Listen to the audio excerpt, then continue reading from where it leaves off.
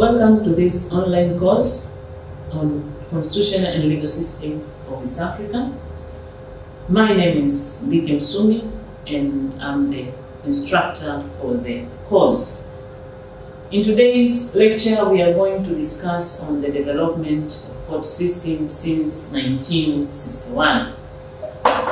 This could be observed immediately after the independence, whereby the government thought of initiating the development of these court systems with the view of achieving different objectives. One of which was the integration of the local courts with the High Court. This was initiated by the then Minister for Legal Affairs, His Honorable Chief Abdallah Fundikila, who was of the view that it was meaningless to have two different court systems. Second objectives which was to be achieved was to separate judicial from executives.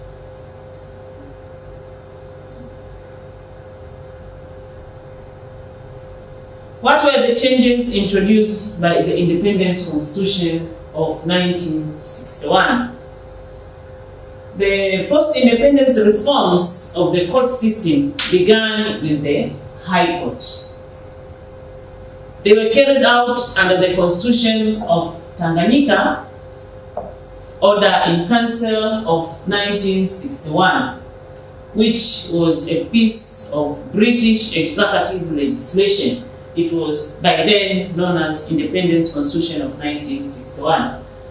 Under Article 58 of that particular Constitution, the High Court was constituted by the Chief Justice and not less than 6 judges, as they were recommended by the Parliament. So that was simply the composition of the High Court.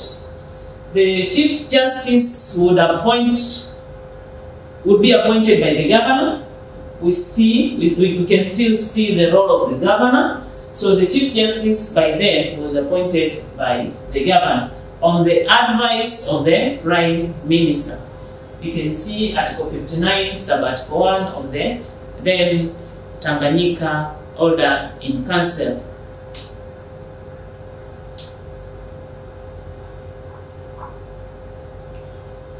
This Independence Constitution was then repealed by the Republican Constitution of 1962, which was then further repealed by the Interim Constitution of 1965. It was then succeeded by the Constitution of the United Republic of Tanzania of 1977 as amended from time to time.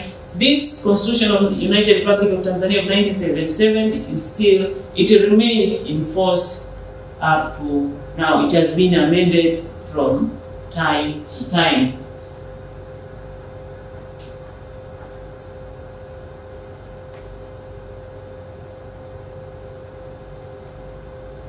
Let's see on the integration of the court system.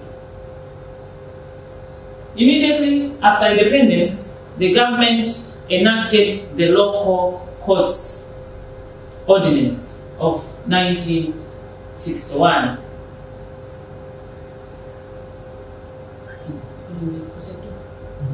Okay. After independence.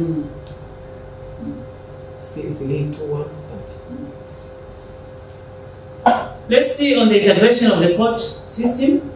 Immediately after independence, the government enacted the Local Courts Amendments, whereby the Ordinance of 1961 introduced significant changes in the court systems.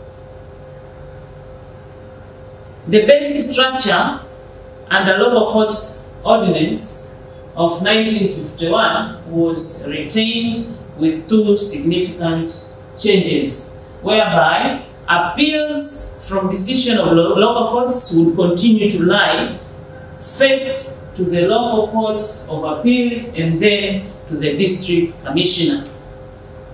However, appeals thereafter, appeals would no longer lie to the provisional commissioner but to the High Court. So this was one of the changes that was introduced. Further, appeals required leave of the local courts. Appeals officer, a judicial office introduces specifically for that purpose. So it's also required a leave from the local courts. Let's see on the Local Courts Ordinance of 1961. This introduces assessors in the High Court for the first time. Their role was simply to give opinion on fact and customs. Their opinion were not binding. This was by virtue of Section 399, subsection 1 of the Ordinance. According to the Ordinance, the decision of the High Court was final and conclusive. In 1963, there was the introduction of the Magistrate Courts Act, number 55 of 1963. This was enacted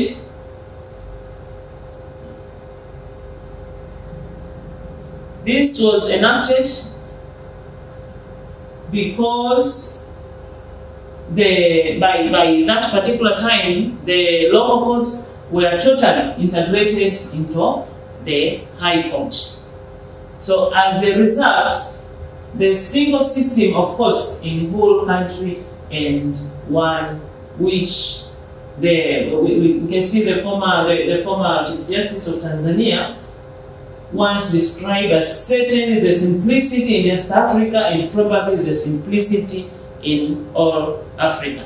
You can wish to go through that particular.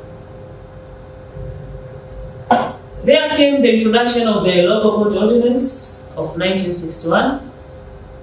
This ordinance introduced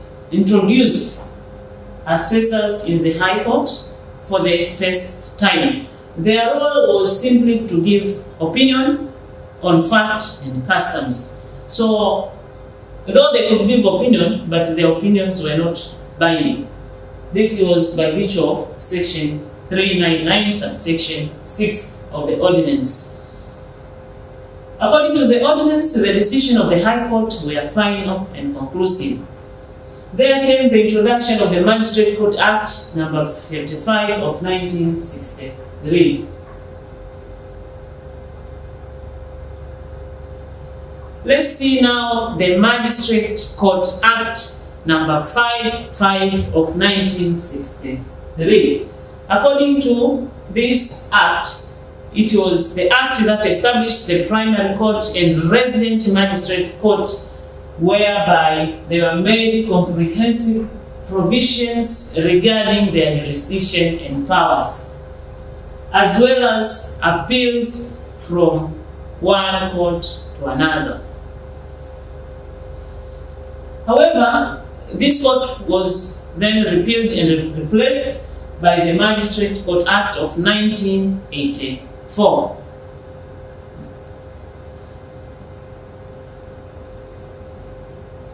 We could also observe under the Constitution, under Chapter 5 of the Constitution, where it provided for the present court system in Tanzania. Actually, it provides for the present court system in Tanzania along with the Magistrate Courts Act.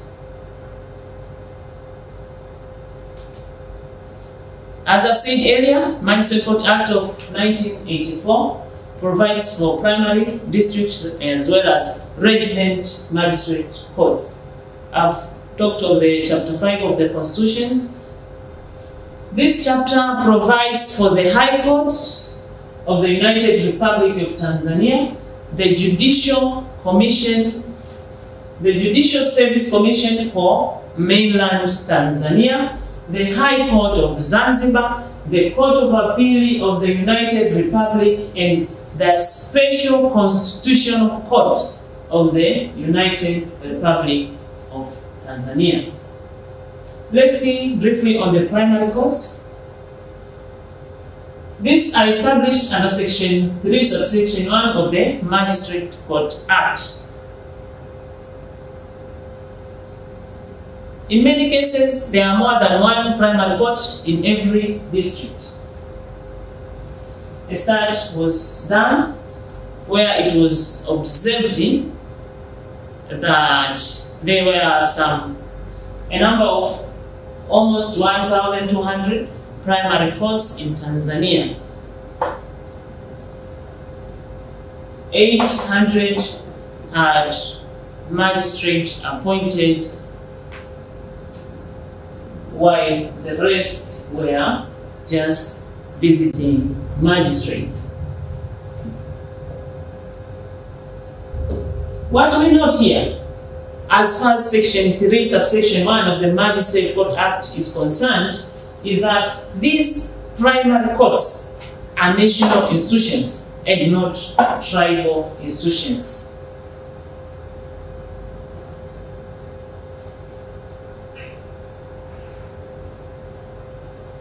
Section 6, subsection 1 and Section 7, subsection 1 of the Magistrate Courts Act provided that a primary court duly constituted when held by at least a single primary court magistrate sitting with assessors. And the decision of the primary court is the decisions to be by consensus, where the decision of the magistrate as well as the decision of the assessors. In a situation where there is no agreement between the magistrate and the assessors, the votes of majority of the magistrate and assessors could be taken into place. And where there were no equality of votes, then a magistrate is having a casting vote insofar as the decision is concerned. That is at least the age of a person who is regarded to act as an assessor. You can see under Section 8, subsection 1 of the Act. We also, under Section 8, subsection 2 of the Magistrate Act, we have people who are exempted to act as assessors. For example, ministers, members of National Assembly, magistrates, judges, persons actively discharging the duties of priests and minister of their respective religions. So all this, you will find people who are exempted to act as assessors. Language of primary court is Kiswahili. This is as far as Section 13, subsection 1 of the Magistrate Courts Act of 1984 is concerned. What is the civil jurisdiction of the primary court? This is limited according to the territory as well as the subject matter. It is well provided under Section 3, whereby that particular section defines the territorial jurisdiction of primary court as well as within the district in which it is established. So the territorial jurisdiction of a primary court, it is within the district within which it is established. As far as the subject matter is concerned, this is seen under the same section, subsection 1. You can see what is the limits for subject matter to be divided in primary courts in as far as civil cases are concerned. Then let's see the criminal jurisdiction of a primary court.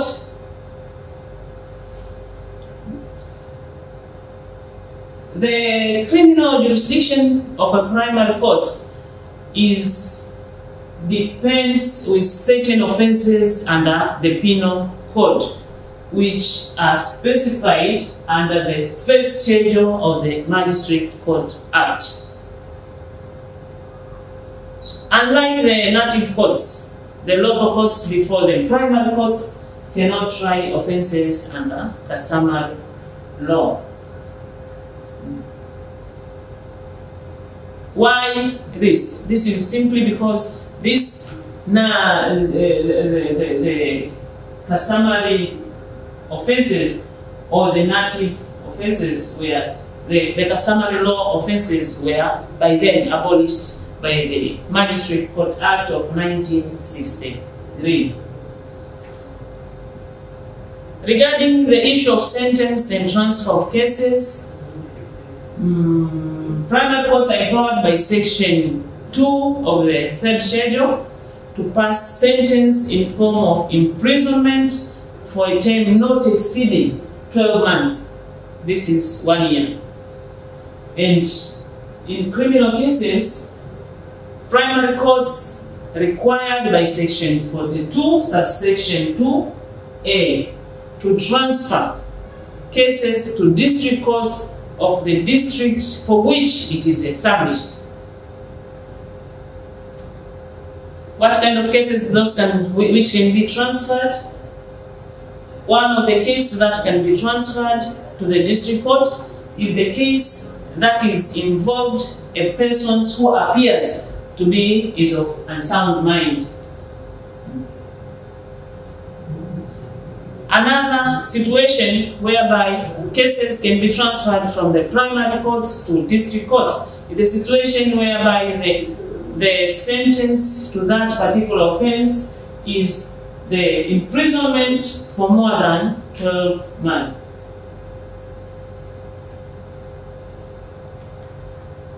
Section 25 empowers any person who is not satisfied by the decision of the primary court to appeal to the district court.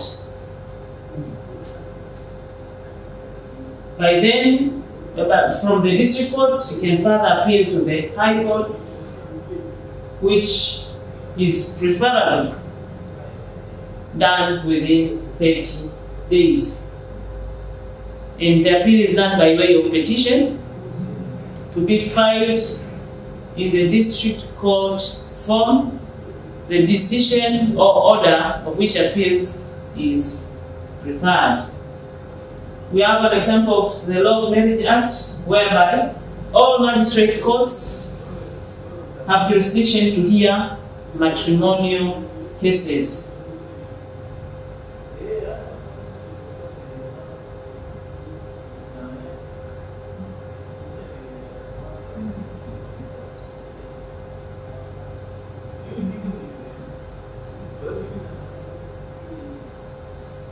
Revision.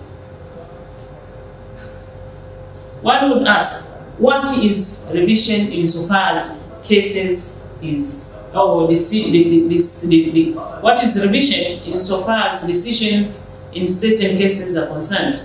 This is simply a legal procedure whereby a court, usually superior courts, looks at the records of a decided case to satisfy itself as to the correctness of that particular decision. It is also governed by the Magistrate Courts Act of 1984. So the court superior, let's say the primary courts, the superior court to primary court is the district court. Then the district court would call for a file, call for records from the decision that was made by the primary courts, in order to see whether the procedures were followed, whether parties were given maximum time to be heard, and all sort of. Let's say on the issue of revision, one would ask himself, what is revision insofar as decisions in different cases are concerned? Revision is simply a legal procedure whereby a superior court looks at the records of a decided case from a court lower to it to satisfy itself on the correctness of that particular decision. Section 22 of the subsection 1 of the Magistrate Court Act empowers a district court to call for records from any proceedings in the primary court for the purpose of satisfying itself as to the correctness, legality, or propriety of any decision. Section 22, subsection 4, the revision is to be done within 12 months from the termination of the proceedings. There comes the supervision by the High Court, whereby under Section 30, the High Court has the general power of supervision over all courts in exercise by their jurisdiction. So the High Court is having powers of supervision over all courts below it. This can be seen under Part 3 of the Magistrate Court Act.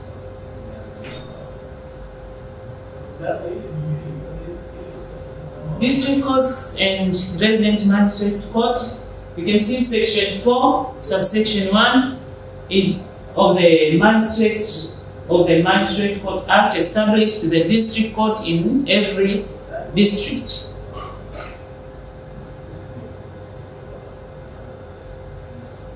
Section 5, subsection 1, the courts of the resident magistrate courts, the resident magistrate are also established, whereby under all these circumstances we are told that the Chief Justice may order publish in the Gazette so as to establish such courts to exercise jurisdiction in such areas.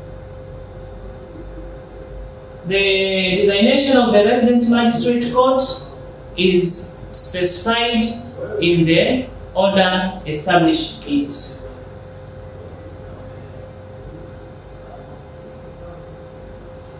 In most cases, the jurisdiction of the resident magistrate court, it covers the geographical area of the region within which it has been established.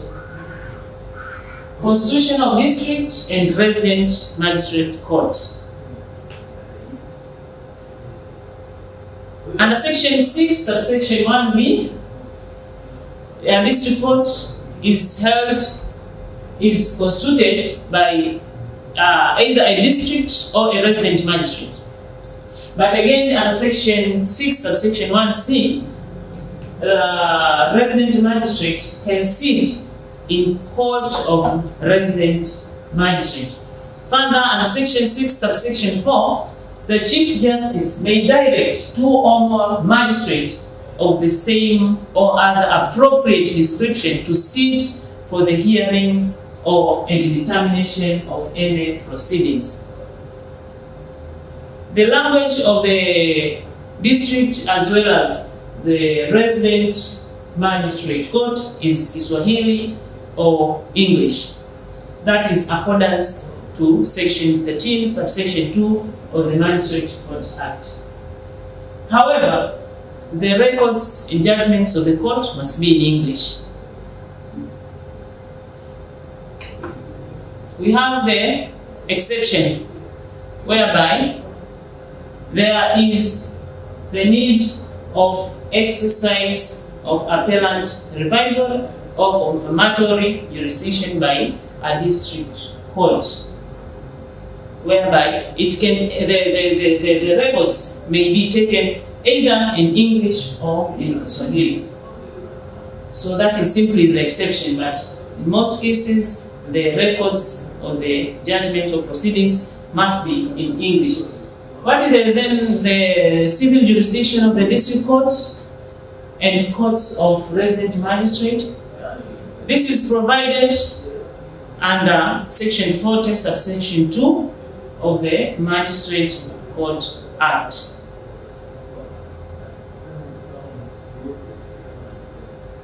it has provided the amount for the civil magistrate to exercise his or her jurisdiction over immovable or recovery of possession of immovable property. The amount should not exceed 100 million. And for the case of the resident magistrate court, the jurisdiction has been exceeded to 50 million. The value does not exceed 150 million shillings. So that is the difference between the district court as well as the resident magistrate court.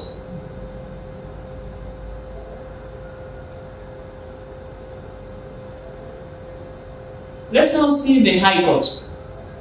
So we have been tracing the development of the court system since 1961. Let's see the High Court, its establishment as well as jurisdiction.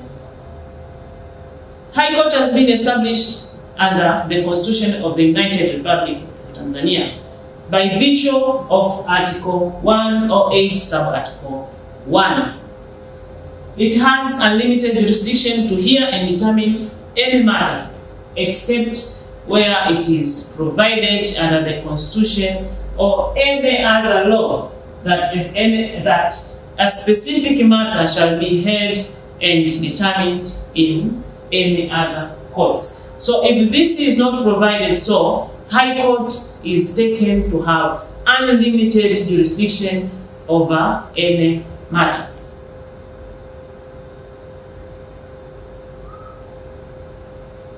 What is the composition of the High Court? This is provided under Article 109, Sub-Article 1 of the Constitution, whereby the High Court is consists of principal judge, we call him Judge Kiongozi, and not less than 15 other judges.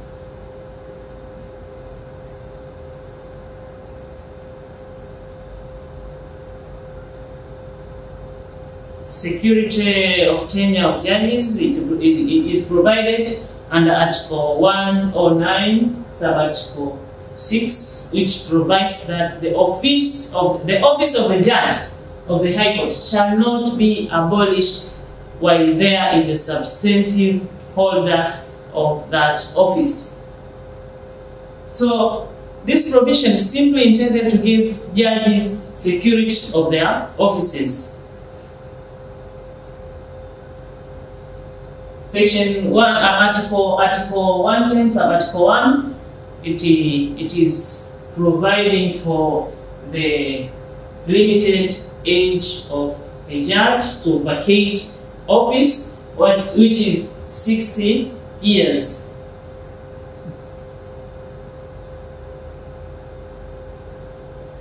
Though there is that limited age to vacate an office, but again, the judges have an option under Article 110, Sub-Article 2, where they can decide to vacate the office at the age of 55. However, the president comes in and may direct otherwise.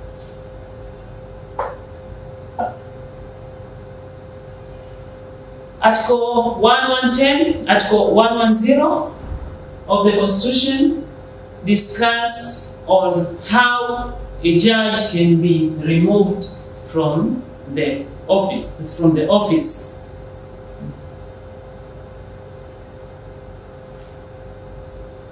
Let's now briefly see of the Court of Appeal of the United Republic of Tanzania. This is established under Article 117, Sub-Article 1 of the Constitution. This article provides that there shall be a Court of Appeal of the United Republic of Tanzania to be referred to the Court of Appeal, which shall have and exercise the jurisdiction conferred upon it by the Constitution or any other legislation. Article 117 sub-article 3 confers the Court of Appeal jurisdiction to hear and determine every appeal that is brought to it rising from the judgment of the High Court or courts subordinate thereto. These are courts with extended jurisdiction. Article 117 sub-article 2 excludes the jurisdiction of the Court of the Appeal in any dispute that is between the government of the United Republic of Tanzania and the revolutionary government of Zanzibar. Or in case of dispute between these two governments, there is these cases, or in case of any dispute between the two,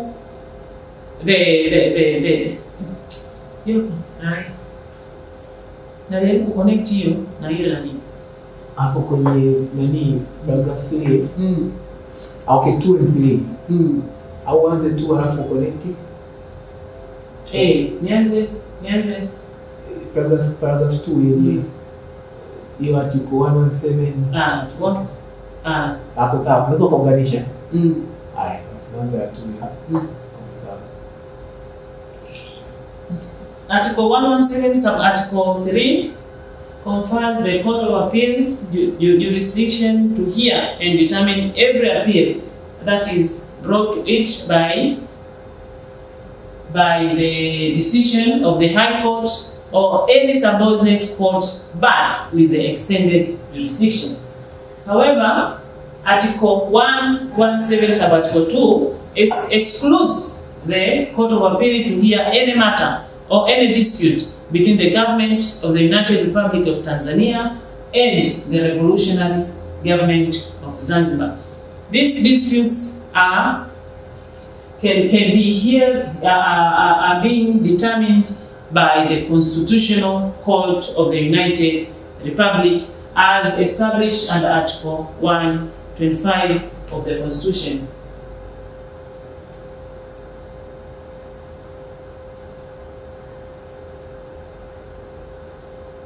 What is the composition of the Court of Appeal?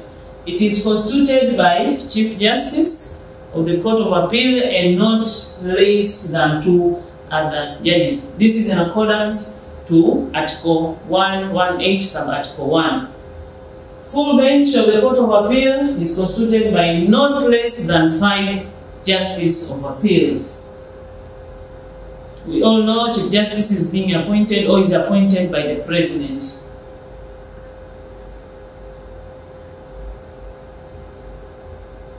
Appeals to the Court of Appeal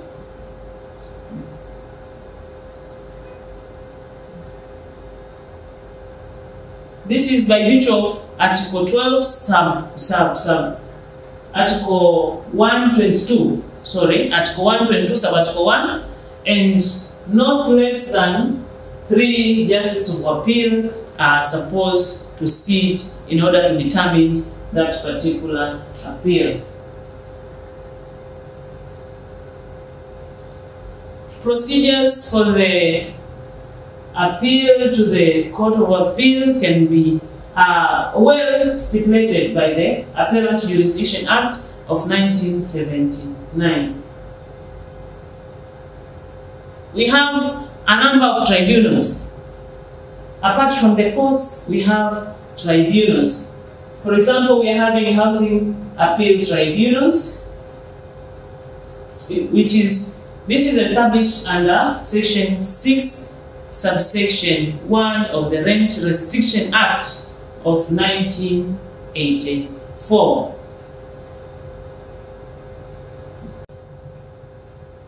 Under the housing tribunals comprises of the chairman, who is being appointed by the President. Other members of the tribunals are deputy chairman and not more than 4 appointed members by the respective minister.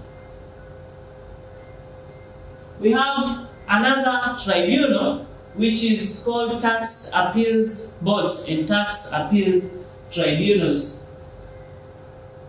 Both of these are established under the Income Tax Act of 1979. This act was amended the Income Tax of 1973.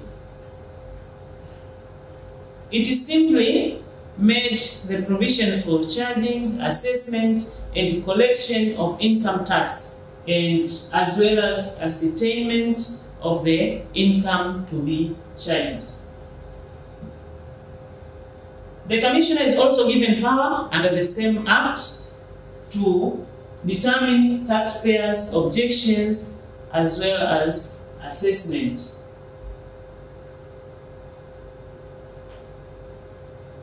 As we have said earlier, this tribunal is established under Section 90, subsection 1 of the Income Tax Act of 1973. As it was, it later came on and being amended by the Income Tax Acts of 1979.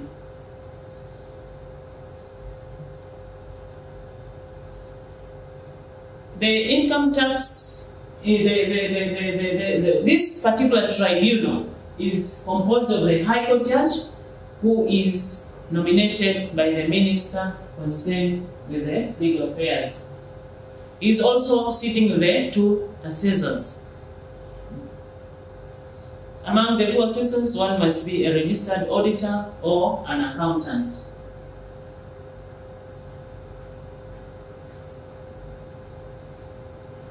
However, the assessors in this particular cases, they give opinions, but their opinions are not binding on the judge.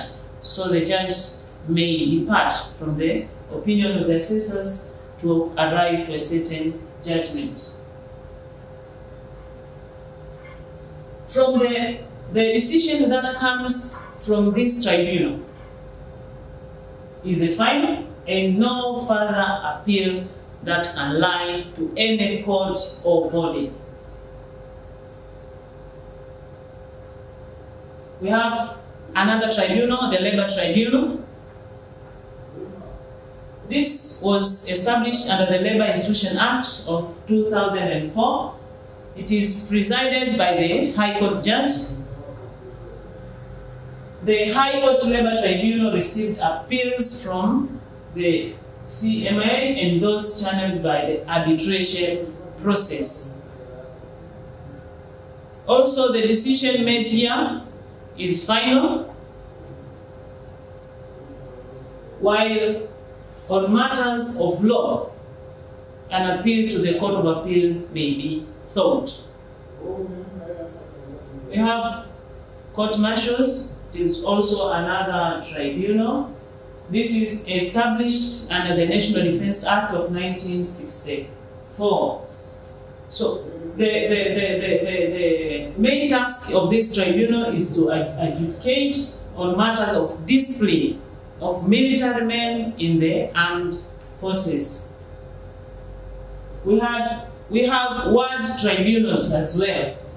These ward tribunals were established by the Tribunal Act of 1985.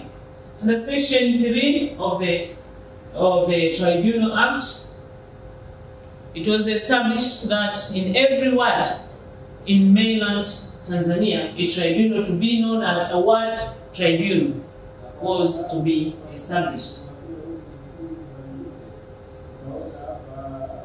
These ward tribunals act to empower the minister to establish by a notice in the government 2 tribunals in 1 ward, where in the opinion of the minister there is a special circumstance. So if the minister thinks that in this particular ward I need 2 or more than I need more than 2 wards or more than 1 ward, then he may publish it in a government gazette and acquire those wards tribunals.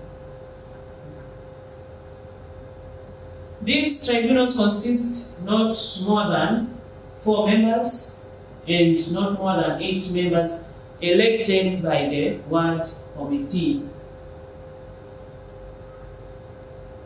Let's see the present court system of Zanzibar. We have first the court system of Tanzania. Now let's see the present court system of Zanzibar. This is also established under the Constitution of the United Republic of Tanzania of 1977. Though it is said, and that is the position, that Zanzibar has the right to maintain its own court system. This is by virtue of Article 114 of the Constitution.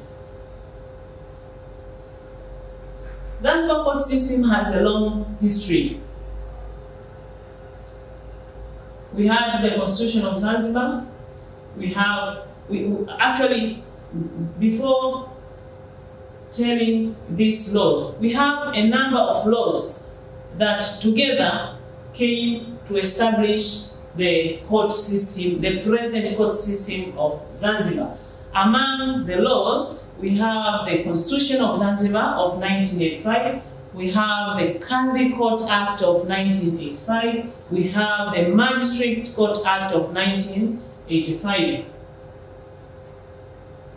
Together, these statutes set up the following courts. We have the primary courts, primary magistrate courts, we have the district magistrate court, we have the resident magistrate court, we have the Kadhi courts, the chief Kadhi courts, the high court, and we have the appeal, or the high court, which is making provisions for appeal to the Court of Appeal of Tanzania.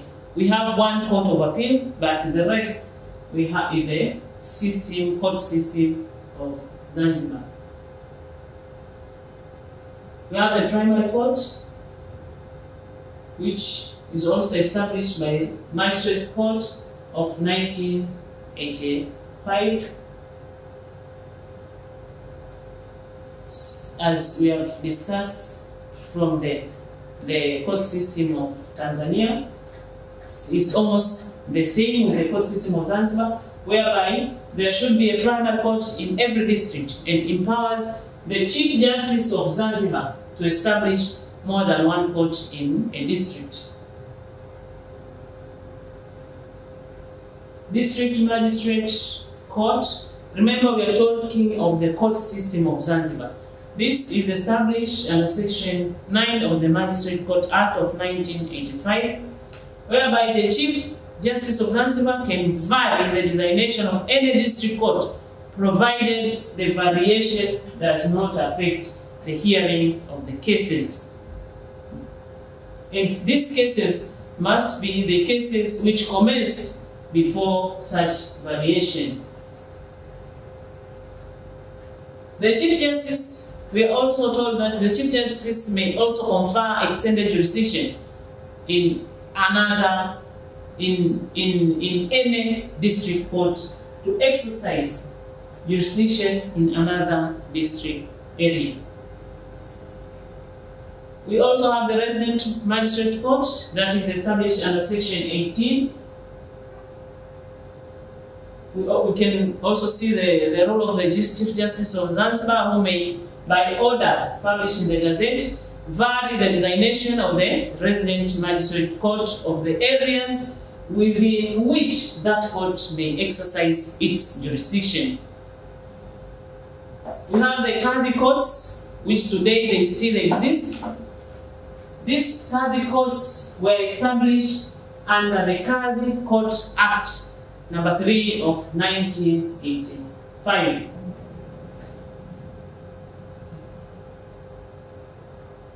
These are according to Section 98, subsection 10 of the Constitution of Zanzibar, Section 3 of the Kadhi Courts Act. It established 2 Kadhi courts, namely Chief Kadhi Court of Zanzibar and the Kadhi courts in each district.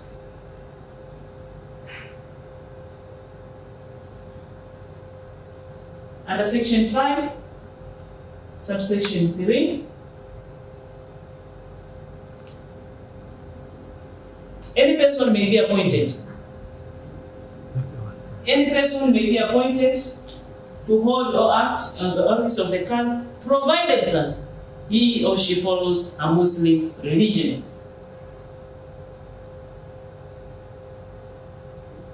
The chief Qadi is appointed by the president, while the other Qadis are appointed by the Judicial Service Commission. This is the Judicial Service Commission of Zanzibar, in consultation with the president and the chief Qadi.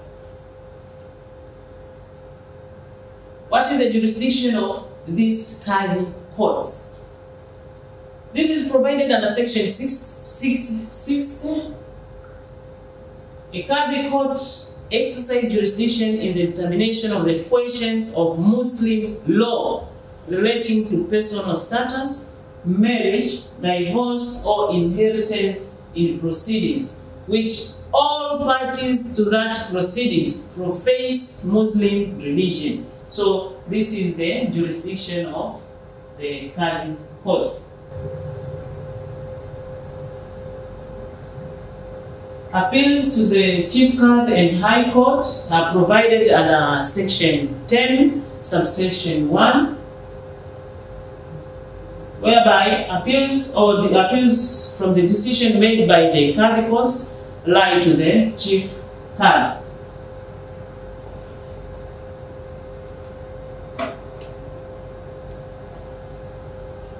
However, appeals from the decision by the Chief Qadi are required by Section 10, subsection 2, to the High Court of Zanzibar and to be heard by a judge of a High Court in the presence of the 4 sheikhs who are well conversant in Islamic law. So, appeals can be taken up to the High Court of Zanzibar, provided that judge is presided with the 4 sheikhs who are well conversant to the Islamic law.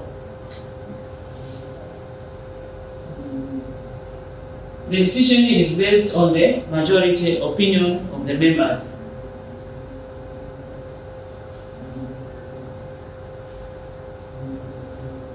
So the Constitution of 1969, the United Republic of Tanzania, Constitution of 1977 as amended, recognized the right of Zanzibar to have its own High Court. So this being the case, the High Court of Zanzibar was established by the High Court Act of 1985. The High Court of Zanzibar is manned by a Chief Justice and not less than 2 other judges. So, as I've said earlier, the High Court of Zanzibar is the superior court of record, as there is no Court of Appeal of Zanzibar.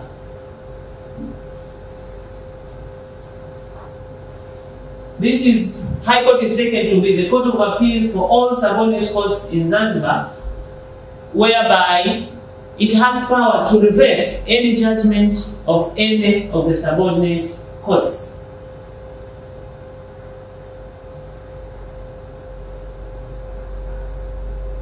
Let's see the internal conflict of laws. I talked about it a little bit.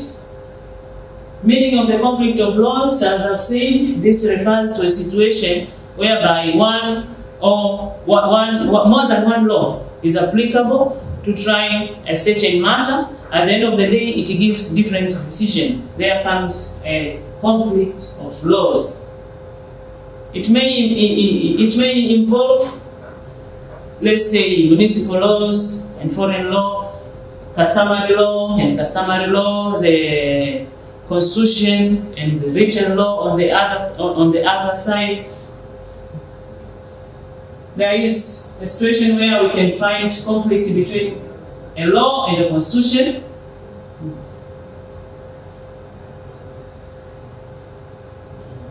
Under this situation, it is well provided that whenever there is a conflict between any law with the Constitution will always prevail.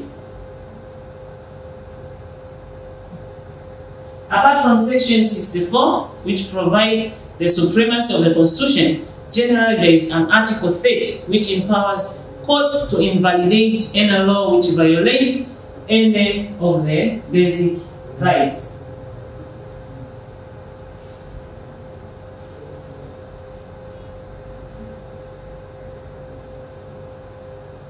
So these provisions has been used to validate, to invalidate both written and customary law which are inconsistent with some of the provisions of Chapter 3 of the Constitution. We have examples of the cases that talks very clearly on the issue of conflict of laws. We have the case of Chunchua Marwa. We have the case of Daudi Pete. These are very famous cases, and I expect each of the students to have come across these particular cases. We have the case of Bemado Ephraim versus Holaria Pastori and Gervas Kaizilege. So, one we would wish to go through these cases in order to see how conflict of laws can be resolved. There can be a situation where we have conflict between written laws. Sometimes it can happen that two different statutes enacted at different times conflict with each other.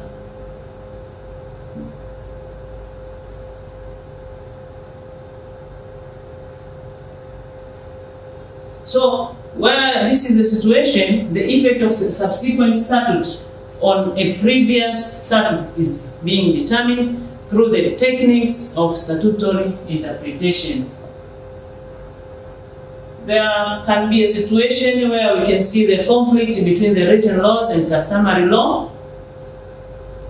This is governed by Section 9 of the Judicature of Application of Laws of 1961. This section provided clearly that the court shall not apply any rule of practice of customary law which is abolished, prohibited, punishable, declared unlawful, or expressly or impliedly disapplied or superseded by any ordinance or act of Tanganyika.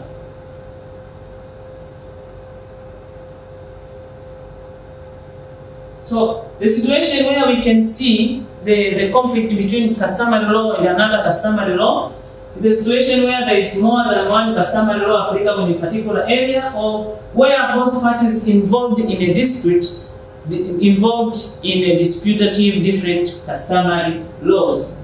So Section 9, subsection 3 of the JALO provide for the situation where conflict of law between one customary law and another customary law emerge. There's a situation where we can find conflict of law between the customary law and Islamic law. So Section 9, subsection 1 of JALO also makes customary law applicable in specified situation, whereby Section 9, subsection 1 and 2 provides that nothing in this subsection shall preclude any court from applying the rules of Islamic law in matters of marriage, divorce, guardianship, inheritance, waqf, similar matters in relation to members of community, which follows him. So, actually, to make it clear, when it comes in cases of practice, such conflicts have been experienced in most of the enumerated matters. So this is all about the conflict of laws. Thank you for listening.